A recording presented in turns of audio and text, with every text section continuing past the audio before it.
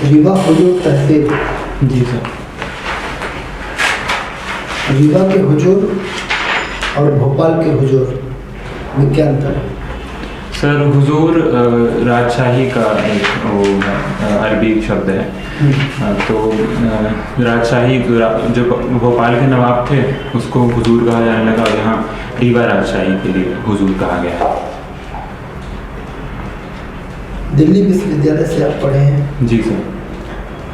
Rewa work place है आपका? जी sir. Delhi जाना कैसे हुआ? सर मैंने PCM से वो किया है, 12th मेरा PCM से था। हाँ। तो मुझे हिंदी साहित्य में आगे परस्यू करना था। तो दिल्ली यूनिवर्सिटी मुझे एक अच्छा विकल्प लगा, इसलिए मैंने दिल्ली यूनिवर्सिटी को चुना। तो राम की शक्ति पूजा पढ़ी? जी सर। उसका आदर्श क्या है? सर आदर्श यही है कि जो भी शक्तियाँ हैं वो हमारे अंदर हैं, और राम को उन्होंने एक साधारण मनुष्य के तौर पर दिखाया है निराला जी ने, कि यदि हम मौलिक कल्पना से शक्ति की मौलिक कल्पना करते हैं तो हम अपने ही अंतर में शक्ति को जागृत कर सकते हैं और रावण जैसी खल शक्तियों पर विजय पा सकते हैं। तो राम साधारण मनुष्य हैं कि मर्यादा पुरुषोत्तम है? सर निराला की जो शक्ति पूजा है उसमें जो राम हैं वो साधारण मनुष्य हैं। साधारण मनुष्य। वो तपस्या करते हैं, तो तपस्या से वो फिर शक्ति को पाते हैं सर। स्केचिंग? जी सर। किस टाइप की स्केचिंग करते हैं? सर पोर्ट्रेट की है मैंने और लैंडस्केप भी की है, दोनों की है। इसका प्रशासन में क्या योगदान है, क्या उपयोग है? सर मैं समझता हूँ कि स्केचिंग में जो लाइंस हम ड्रॉ करते हैं उसमें एक सिमेट्री होती है। तो काम में और जीवन में भी वो सिमेट्री कहीं ना कहीं मुझे एक कैथारसिस देती है। उदाहरण बताइए, जस्टिस करिए आपके जीवन में कहीं ऐसी कोई सिमेट्री आपने फिट किया हो किसी के साथ में और आपकी सराहना हुई हो, लोग आपको फॉलो किए हो? सर इसका तो अभी मैं याद नहीं कर पा रहा हूँ। हिंदी लिटरेचर? जी। हमारे प्रशासन में तो बिल्कुल अनुपयोगी सब्जेक्ट। जी। कैसे उपयोग सिद्ध करेंगे? सर मैं ऐसा नहीं समझता, क्योंकि साहित्य हमको एक हमारे साहित्य में एक कॉन्सेप्ट है सहृदयता का। तो प्रशासन में 50% अगर व्यवहारिकता चाहिए तो 50% भावुकता भी होनी चाहिए। तो यदि हम भावुक होंगे, हम दूसरों की भावनाओं को अच्छे से समझ पाएंगे तो हम एक अच्छे प्रशासक हो सकते हैं। इसको हम आजकल के उसमें कहते हैं इमोशनल कोशेंट। तो वो हम उसको कर सकते हैं। इसमें पूर्ण साहित्य बहुत चर्चा में है। Sorry sir? पूर्ण? जी सर। लिटरेचर जी काफी छुप करके पढ़ा जा रहा है, बहुत दिखता है ट्रेनों में, बसों में, बसों में। जी जी। तो फिर ऐसी भावुकता इसमें कहाँ से आ जाएगी? इसमें तो वैश्य बना जाता है। सर साहित्य कई तरह के हैं। कई हमारी जो केवल इंद्रियों को जागृत करते हैं, कई जैसे अगर हम गुप्त जी का लेंगे, केवल मनोरंजन ही ना साहित्य का मर्म होना चाहिए, उसमें उचित कविता का भी मर्म होना चाहिए। तो यदि हम समाज को देखें तो साहित्य समाज के आगे चलने वाली मशाल के रूप में भी काम कर सकता है। हम प्रेमचंद का साहित्य देख सकते हैं, गुप्त जी का भारत भारती है। तो मैं समझता हूँ कि साहित्य, प्रेमचंद का जो साहित्य था जी, उसको पढ़ने से क्या भारत में कोई बदलाव दिख रहा है आपको? वही छुआछूत, वही जात प्रथा, वही गरीबी, वही दूल्हे की बारात को रोक देना, कहाँ बदलाव आया? 300 साल 400 साल हो गए भाई। सर कुछ हद तक तो गांव बदले हैं। यदि हम देखें आधुनिक गांवों को देखें तो प्रेमचंद के गांवों से तो थोड़ा अलग है। समाज कुछ हद तक तो वैसे ही है, पर जो हमारी कानूनन हैं, जो लीगल प्रोविजंस हैं, उनके कारण दलितों का उद्धार भी हुआ है। कृषकों की स्थिति, तब की जमींदारी जो प्रथा थी तब से तो सुधरी ही है। तो हम आगे बढ़ रहे हैं और मैं होपफुल हूँ कि वो अच्छा आगे बढ़ेंगे। तो मतलब जमींदारी प्रथा से आगे बढ़ करके हम उद्योगपतियों के हाथ में चले जाएंगे। किसान आंदोलन इसी की परिणति है। क्या कहेंगे आप? उद्योगपतियों के हाथों में चला जाना सही है? सर पूरी तरीके से तो सही नहीं है, पर मार्केट को लिबरलाइज करना भी ज़रूरी है।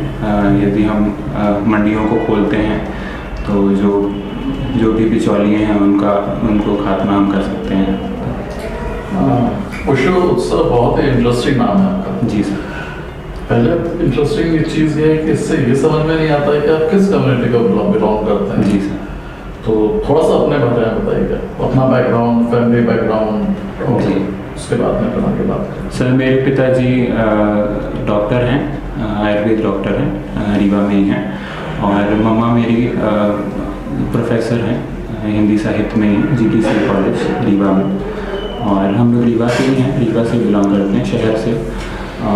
यही है सर, मैंने दिल्ली यूनिवर्सिटी से पढ़ाई की है हिंदी साहित्य में। ओशो, आपके ऐसे कौन से मानवीय गुण हैं जो कि एक प्रशासकीय अधिकारी होने के लिए आपको प्रेरित करते हैं? सर मैं समझता हूँ कि मैं सिंपैथेटिक हूँ, एम्पैथेटिक हूँ और दूसरों की समस्याओं को समझ सकता हूँ। समन्वय की भावना है मेरे अंदर, समन्वयात्मक रूप से मैं काम कर सकता हूँ।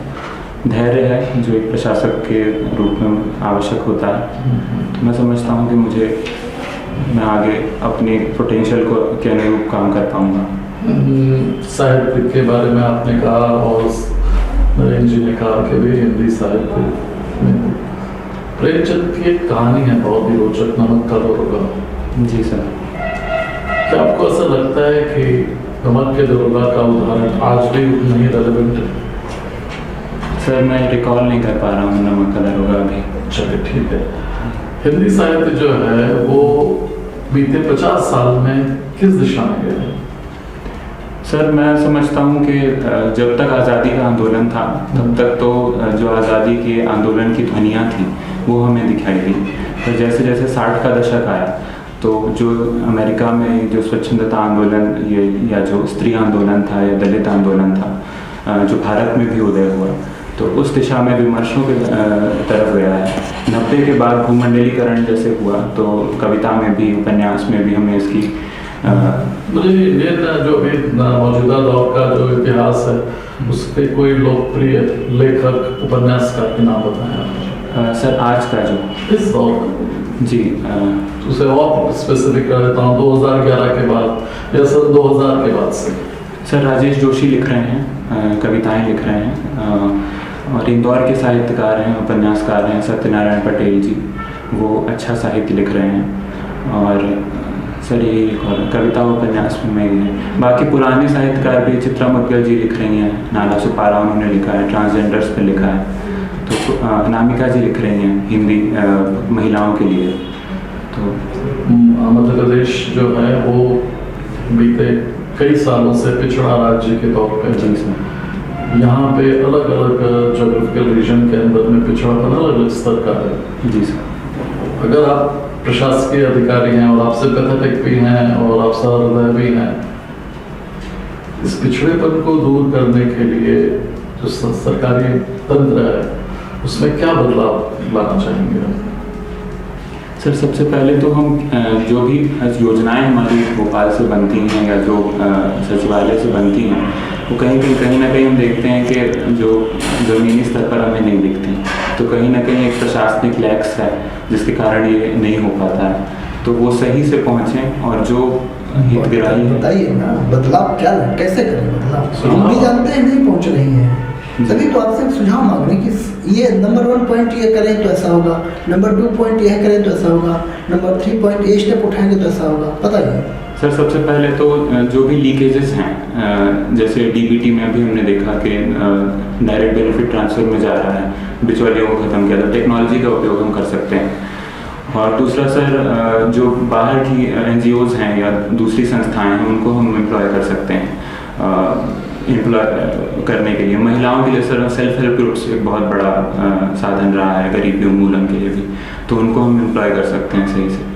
रीवा जो इलाका है बघेलखंड और रीवा इस तरह जी का, सर। ये एक फ्यूडल बेल्ट या सामंतवादी व्यवस्था का इलाका कहलाता है। यहाँ पे प्रशासकीय अधिकारी जिसके ऊपर में जातिगत दबाव हो या आर्थिक वर्ग का दबाव हो, इनको आप कैसे किस तरह से डील करना पसंद करेंगे? सर हमारा संविधान भी कहता है कि राइट टू इक्वालिटी है, या सबको समान रूप से हमें संविधान भी देखना सिखाता है। तो और सामंतवाद ये पुरानी चीज़ें हो चुकी हैं, तो यदि आज ये हैं भी तो एक प्रशासक के तौर पे मैं इनका समर्थन नहीं करूँगा। ओशो साहब, आप सरनेम यूज़ नहीं करते? जी सर माता पिता ने ये कहा कि सरनेम ओशो जो है नाम है, उसके आगे यदि कोई भी जाति सूचक हम शब्द लगाएंगे तो शायद उसका कुछ जो भार है वो कम हो जाएगा। तो इसलिए जो ओशो रजनीश का जो दर्शन था उत्सव, तो वो कॉम्प्लीमेंट करने के लिए ओशो उत्सव पूरा नाम। इसमें आपका भी यही मानना है? जी सर, अब उन्होंने तो रखा है नाम, पर मैं समझता हूँ कि जी हाँ, यदि नाम रखा है तो कुछ आपको जब वो आचार्य रजनीश थे उसके बाद उनको ओशो पदनाम मिला, तो उन दो फेज में कोई डिफरेंस पाते हैं आप उनके विचारों में?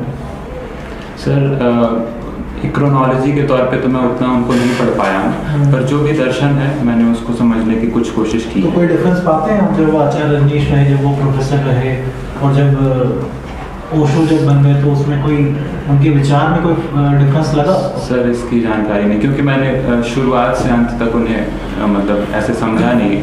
जो उनका मूल दर्शन था वो उसको समझने की कोशिश। क्या था आपके हिसाब से? सर सबसे पहले तो ध्यान को सुलभ बनाना, एक जो 20वीं शताब्दी के लिए ध्यान का जो वो था, और हमारा जो पुरानी शैली रही है कि यदि हम एनलाइटमेंट होना चाहते हैं या ध्यान को पाना चाहते हैं तो त्यागना पड़ता है। तो उन्होंने कहा त्यागने की ज़रूरत नहीं है, भोग से भी हम ध्यान को पा सकते हैं, और संभोग से समाधि की ओर जो उनका एक दर्शन रहा है, तो उसका सबसे बड़ा योगदान मैं समझता हूँ वही है उनका। क्या उपन्यास पढ़े हैं आपने? सर मैंने सत्यनारायण पटेल जी का गांव भीतर गांव पढ़ा है रिसेंटली, और भारतीय भाषाओं में पंजाबी में अनुदित। गांव भीतर गांव का क्रक्स क्या है?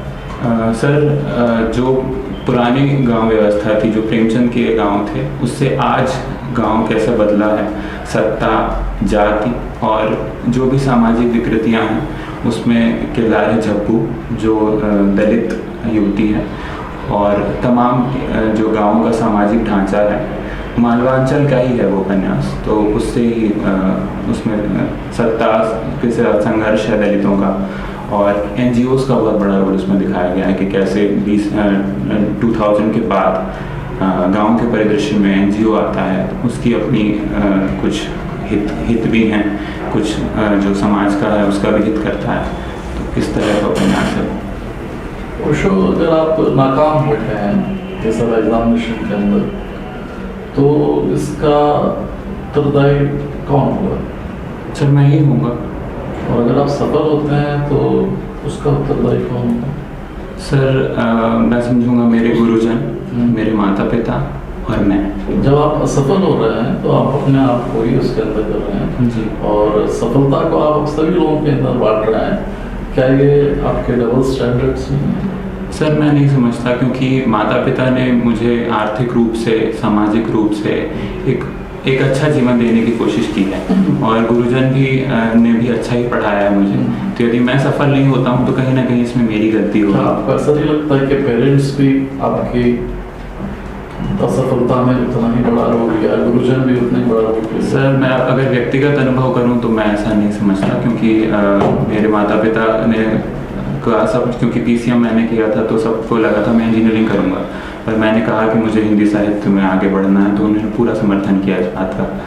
तो और दिल्ली मुझे भेजा, वहाँ पढ़ाया, तो मैं नहीं समझता कि उनका कोई वो है। चलिए, ईश्वर करे आप सफल हो। जी सर। बोर्ड की शुभकामनाएं आपके साथ हैं। जी सर। एक प्रश्न का उचित उत्तर दे दीजिए। अभी आपने अपने उत्तर के दौरान कहा अमेरिका में नारीवादी आंदोलन और भारत में नारीवादी आंदोलन स्वतंत्रता के बाद 60-70 के दशक में, तो भारत में जो नारीवादी आंदोलन है उसका रूप स्वरूप क्या है, और कौन कौन सी वुमेन्स हैं जो इस आंदोलन को आगे बढ़ा रही हैं? सर यदि हम अमेरिका में देखें तो भारत की बात करें, हमें अमेरिका की कोई बात नहीं। अच्छा, हम भारत की बात करें। सर भारत में नारी आंदोलन महाराष्ट्र से चालू होते हैं, जहाँ तक मैं याद कर पा रहा हूँ। एक जो सोशलिस्ट NGOs थे उन्होंने शुरू किया। शुरुआती में इसका ऐसा था कि NGOs के में जो डोमेस्टिक वायलेंस हो रही है या शराबबंदी है जो पति आके पीटते थे उनसे ही शुरू हुआ था। बाद में ये बड़ा रूप ले लिया और फिर आज तक हम देखते हैं LGBTQ कम्युनिटी के जो आंदोलन है वहाँ तक। 2-3 वुमेन्स के नाम बताइए, 2-3 NGO के नाम बताइए। सर NGOs तो याद नहीं कर पा रहा हूँ, सॉरी सर। मेधा पाटकर मुझे याद आ रही है, पर वो नर्मदा बचाओ आंदोलन से हैं। अरुंधति रॉय ने कुछ इसमें सही बोल रहे हैं, बिल्कुल सही बोल रहे हैं। नंदिता दास बिल्कुल सही बोल रहे हैं। सोशल एक्टिविटी की है सर, इतना ही याद कर पा रहा हूँ। Okay, thank you. जा सकते हैं तो आप अपने एक्टिविटीज पे ध्यान दीजिए, ये चेहरे पे भाव लेके आप शायद तो लगते हैं, सिर्फ इस पर लगते हैं। ओके।